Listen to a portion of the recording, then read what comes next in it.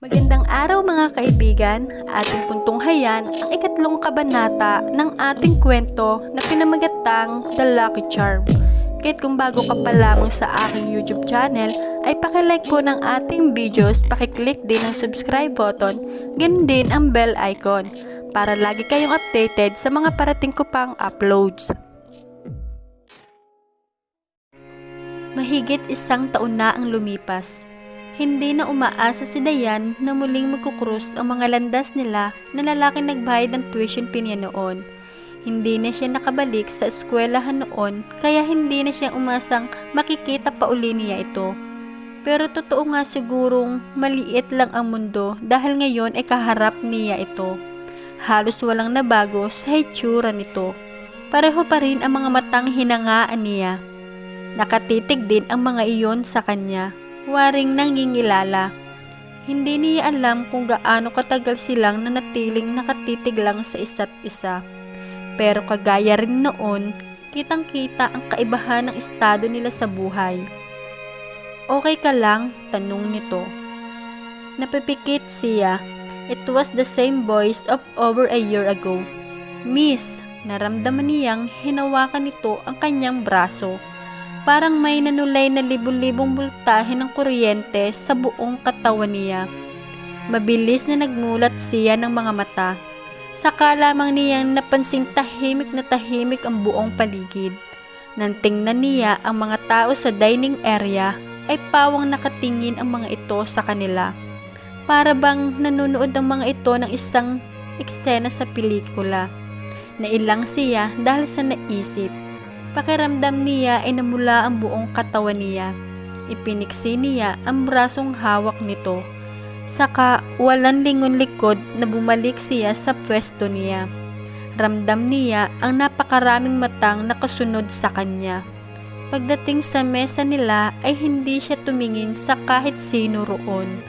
Ipinagpasalamat niyang walang nagtangkang magsalita isa man sa mga ito. Kinabukasan, tinanong siya ni Jenny. Dayan, kakilala mo ba si Mr. Villarama? Umiling siya. Hindi niya gustong malaman pa nito na minsan na sila nagkatagpo ng pinapantasya ng halos lahat ng babae sa production department.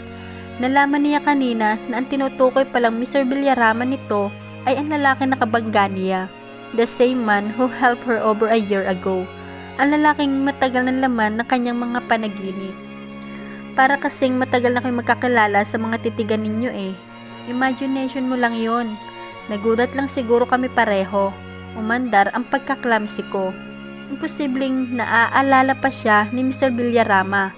Ang mga katulad nito ay hindi nawawalan ng nakakasalamuhang babae sa araw-araw. Isa pa, wala siyang special na katangian para manatili siya sa alaala nito. Akala kong ay matutuloy sa halikan ng titigan ninyo kanina, sabi ni Jenny. How I wish. Maging siya ay nagulat sa naisip. Agad na pinalis niya iyon. Kung noong hindi niya kilala kung sino ang lalaking tumulong sa kanya, ay naaalangan na siya. Ngayon pa kayang nalaman niyang presidente ito ng kumpanyang pinaglilingkuran niya. Ngayon niya napagtanto kung gaano ka-imposibleng abutin ang lalaking pinangarap niya. At least, ngayong nakilala niya ito, alam niyang dapat niyang itigil ang ilusyon niya. Umuwi si Dayan sa bahay nila at napabilis ang mga hakbang niya nang marinig niya ang pautal-utal na pagtawag ng tatay niya mula sa loob ng kwarto. Nabitawan na niya ang hawak na supot ng mga pinamiling groceries. Wala siyang nakita kahit isa sa mag-iina pagpasok niya. Iniwan ng mga itong bukas ang pinto. Kung sa bagay, wala namang mananakaw sa loob ng bahay nila. Sinalubong siya ng mapanghing amoy nang pumasok siya sa kwarto ng kanyang ama. Pero walang pangingiming itiniloy niya ang pagpasok sa loob. Nakita niyang nagpupumilit bumangon ang tatay niya. Hirap na hirap itong gawin ang simpleng bagay na iyon. Agad na inilalayan niya ito papuntang banyo. Bukod sa nanghina ng husto ang kalahating katawan nito ay naapektuhan din pati ang pagsasalita nito. Pero bago pa niya maalalayang tumayo ito, ay umalingasaw na ang mabahong amoy. Nahihiyang tumingin ito sa kanya. Nangilid ang mga luha sa mga mata nito. Hayaan nyo na tay, Lilinisin ko na lang kayo pagkatapos ninyo, sabi niya sa pilit na pinasiglang tinig. Gusto niyo bang lumabas na muna ako? Sabi niya para mabawasan ang pagkapahiyang nadarama nito. Tumango ito. Muling inilalaya niyang makahiga ito. Tawagin niyo na lang ako kapag tapos na po kayo, sabi niya. Muli ay tangulang isinagot nito. Nang makalabas siya ng kwarto nito ay sakalang niya hinayaan tumulo ang mga luhang kanina pa niya pinipigil sa pagpatak. Alam niya kung naaawa siya rito ay higit pa ron ang nararamdaman itong awa para sa sarili. Masipag ito at hindi sanay na walang ginagawa. Hindi man nagsasalita ito tungkol doon, ang makulong ito sa loob ng kwartong iyon dahil sa stroke ay may ituturing ng isang napakalaking dahilan para dito. Pinahid niya ang kanyang mga luha. Hindi niya dapat ipakita rito ang damdamin niya. Baka panghinaan ito ng loob. Kinuha niya ang mga nabitawang groceries. Ipagluluto niya ito ng sopas. Sa tingin niya ay malaki ang ipinayat nito kaysa noong muhuling makita niya ito. Bagay na ipinagtataka niya dahil sinisiguro niyang nakakapagpadala siya ng sapat na pera para sa pangangailangan nito. Maliban na lang kung ginagastos sa iba ng madrasta niya ang perang nakalaan para sa pagkain ng tatay niya. Nakaramdam siya ng pagre-rebelde. Ang usapan nila ni Tita Sinaida ay aalagaan nito ang tatay niya habang wala siya. Pero nadatnan niyang nag-iisa ang tatay niya roon.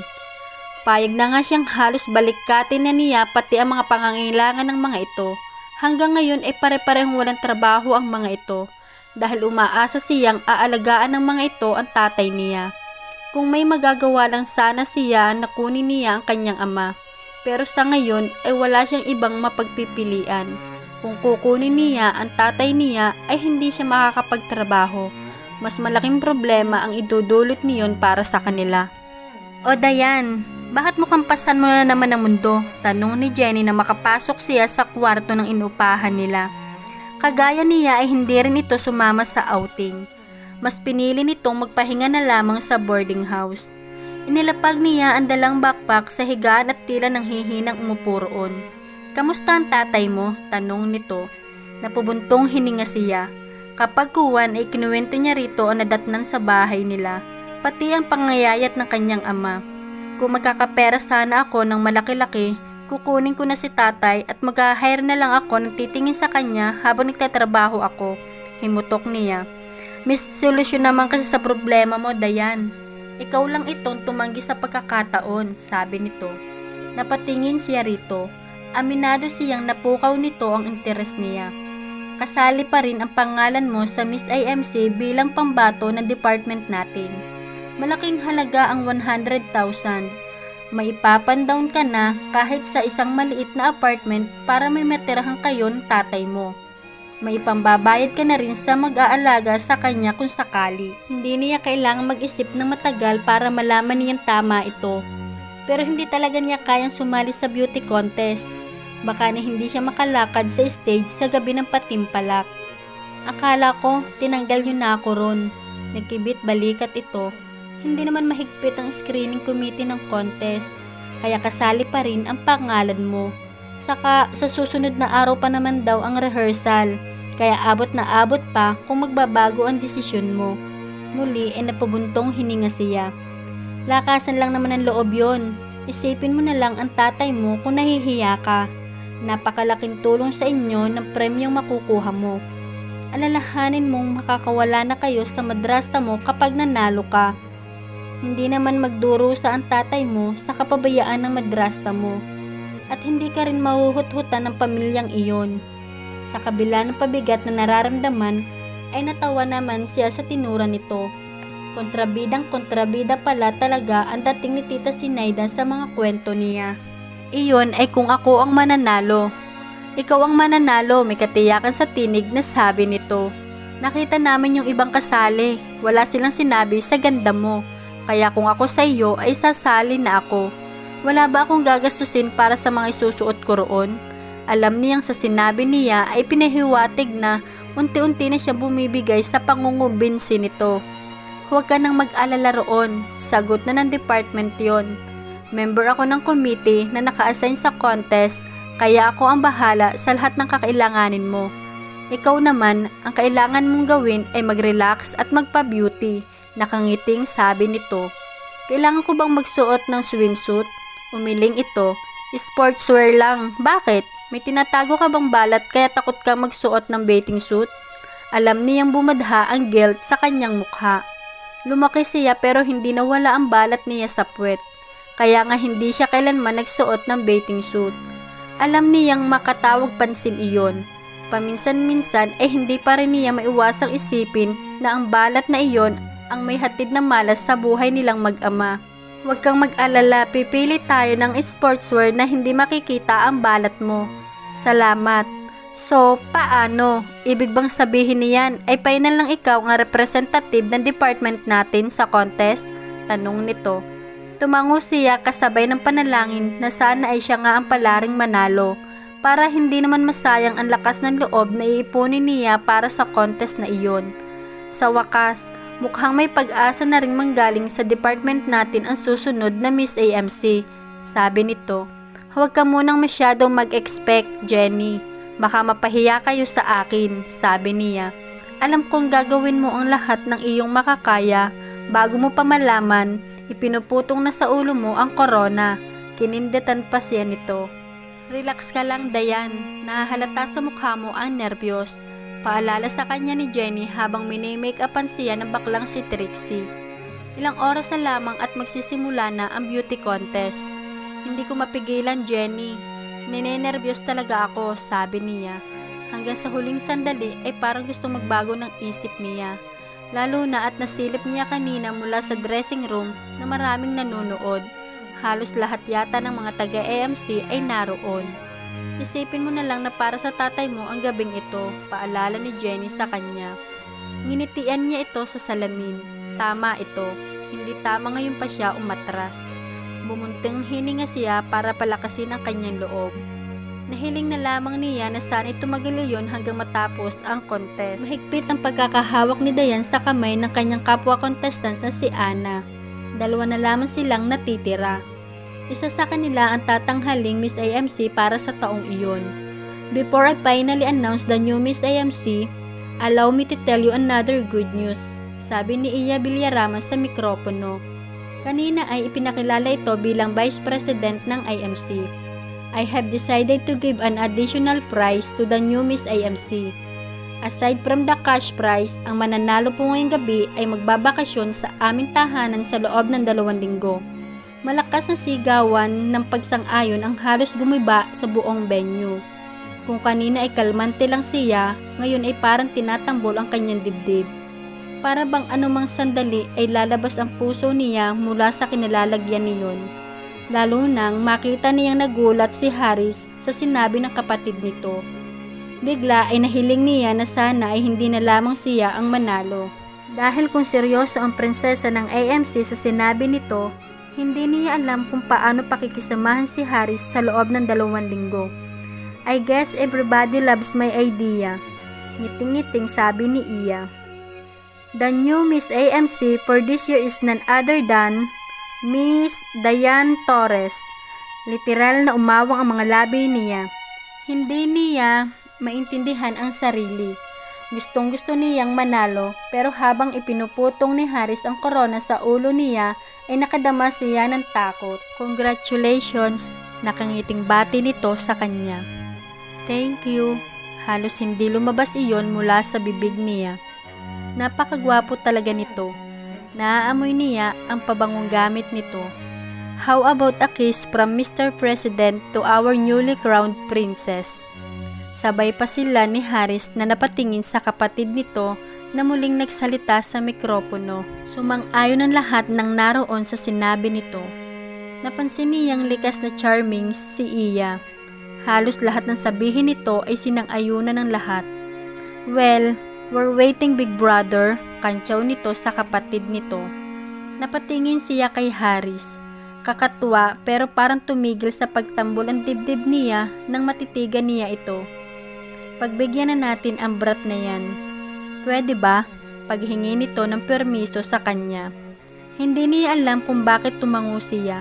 Natagpuan na lamang niya ang sariling nakapikit habang hinihintay ang paglapat ng mga labi nito sa kanyang pisngi. Pero laking gulat niya nang sa halip na sa pisngi lang ay sa mga labi niya lumapat ang mga labi nito. Automatikong nagmulat siya ng mga mata, nakapikit ito habang hinahalikan siya. Halos magiba ang buong venue sa lakas ng hiyawan ng mga tao nang humiwalay ang mga labi ni Haris sa mga labi niya. Inaasahan niyang hihingi ito ng paumanhin sa ginawang paghalik sa kanya, pero nanatiling nakatitig lang ito sa kanya nang matapos ang halik na iyon. Hindi niya mabasa kung ano ang nasa mga mata nito. Sa palagay niya ay hindi rin naman niya kayang bigyan iyon ng tamang interpretasyon. Now, let us see Miss IMC take her first official walk. Napilitan siyang maglakad sa stage. Nanginginig ang mga tuhod niya. Nanalo siya sa contest. Dapat ay maging maligayang-maligaya siya. She just won 100,000 pesos in cash. Pero nasisiguro niyang hindi yun ang dahilan kung bakit parang wala siyang lakas. Nahalikan ba naman siya sa harap ng lahat ng empleyado ng AMC? Napangiti si Dayan dahil nang pumasok siya kinabukasan ay may malaking banner na nakasabit sa main entrance ng production area. Binabati siya sa pagkapanalo niya bilang Miss AMC. Talagang inaasahan pala ng mga kasamahan niya na mananalo siya sa contest na iyon. Mabuti na lamang at hindi napahiya ang mga ito sa pagkapili sa kanya. Hinayaan ng group leader nila na batiin siya ng mga kasamahan niya. Pero pinaalalahanan sila nito na huwag masyadong maingay at magbalik din agad sila sa trabaho nila. Ang swerte-swerte mo, Dayan. Anong lasa ng lips ni Mr. Villarama? Masarap ba siyang humalik? Malambot ba ang lips niya? Nag-iinit ang mga pisngi niya sa mga tanong ng mga ito. Inaasahan na niyang may magtatanong tungkol doon, pero hindi pala niya lubusang niihanda ang sarili. Tuloy, ay panay-ngiti lang ang isinagot niya sa mga pilyang tanong ng mga ito. Mayaman pala ang tipo mo, Dayan. Kaya pala no pansin ang kagaya kong technician lang sa'yo. Sabay-sabay na napatingin silang lahat kay Marco na noon ay inaayos ang unit ng katabi niya sa production line. May laman ang sinabi nito pero pinili niyang palampasin na lamang iyon. Pero swerte ka at binata si Mr. Villarama. Hindi ka matatawag na kabit kung sakali. Para usan na lang kung sakali. Patuloy nito. Nagpanting ang mga tenga niya sa sinabi nito. Hindi niya akalaing magsasalita ito ng ganun. Oo nga at may pagkapresko ang dating nito pero hindi niya akalaing ganun kabastos ito. Ano bang problema mo, Marco? Sita ni Jenny rito. Ito ang hindi nakatiis sa pagpaparungit ng lalaki. Hindi ikaw ang kausap ko. Sabad ka naman ang sabad. Ang bastos kasi ng mga lumalabas mula sa bibig mo. Nag-toothbrush ka ba? Galit na sigaw ni Jenny rito. Parehong mataas na ang boses ng mga ito. Pumagit na siya sa mga ito. Tama na yan, saway niya sa mga ito. Hinagod siya ng tingin ni Marco mula ulo hanggang paa. Nababastusan siya sa paraan ng pagtitig nito sa kanya. Pakiramdam niya ay hinuhubaran siya nito. Talagang alam mo kung kanino mo gagamitin ang ganda mo, Dayan. Beauty and brains ka talaga. Wais. Tumigil ka na nga, Marco. Hindi nakatiis na si Tanya rito. Sumosobra na ito sa pambabastos sa kanya. Parang wala ito sa katinuan. Anong nangyayari dito? Napatingin silang lahat sa group leader nila. Tinatanong ko kung ano nangyayari dito. Muling tanong nito. Nagkakatuwaan lang kami sa pagkapanalo ni Dayan. Si Jenny sumagot. Tama na yung pagkakatuwaan. Baka masita na tayo ng supervisor. Bumaling sa kanya ang group leader nila. Ipinapatawag ka ni Miss Villarama, Dayan. Pumunta ka raw sa opisina niya. Bahagyang kumunot ang kanyang noo. Hindi niya alam kung saan ang sinasabi nitong opisina ni Miss Villarama. Waring nahulaan naman ito ang iniisip niya. Doon sa kabilang building, ipagtanong mo na lamang sa gwardiya kung saan doon.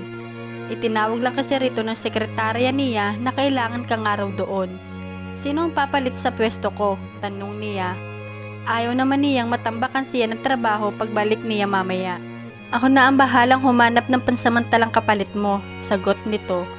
Nagpapasaklolong tumingin siya kay Jenny, pero nakangiti pa ito sa kanya. Kinakabahang lumabas siya ng production area. Hindi niya alam kung bakit gano'n na lamang ang kaba niya ngayong nasisiguro niyang hindi naman siya kakagatin ni Iya Villarama. Marahil ay dahil hindi naman siya araw-araw na pinapatawag ng isa sa mga big boss ng kumpanya. At dito na po nagtatapos ang 3 kabanata ng ating kwento. Samahan niyo po ako sa mga susunod pang kabanata. Maraming salamat po!